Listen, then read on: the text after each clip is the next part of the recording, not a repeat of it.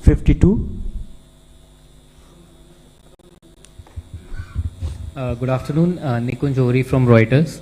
I have two questions. You've cited geopolitical risks to India's growth, and lately we've seen persistent tariff threats from the United States.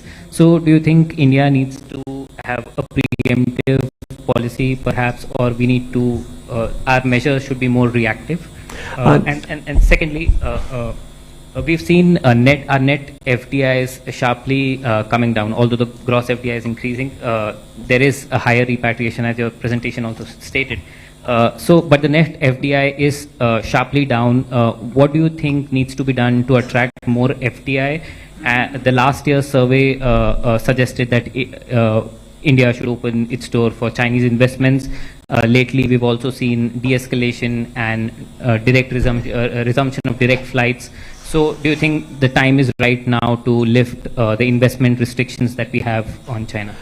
So, Nikunj, with respect to your first question, the answer I gave to the gentleman from ET now is the same answer, which is that we don't want to talk about speculative scenarios of a single country's trade policies, etc. In general, I think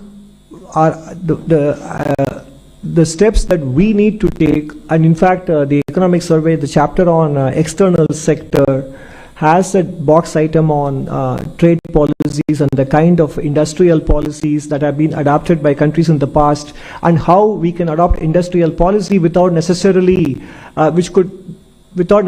being protectionist about it. At the same time, it can also be an inducement for productivity. We have discussed all those things, and that is the way to approach it. So I think there is no point in being speculative, and whatever policies that may need to be taken in response to or in anticipation, that I'm sure ministries are looking at it.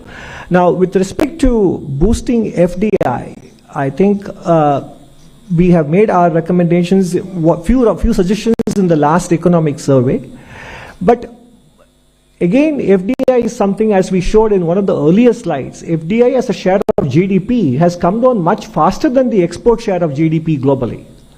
And we are no longer competing only with other emerging market nations. We are even competing with industrialized countries which want to friendshore or onshore their investments. And therefore, so one of the biggest magnets for FDI is actually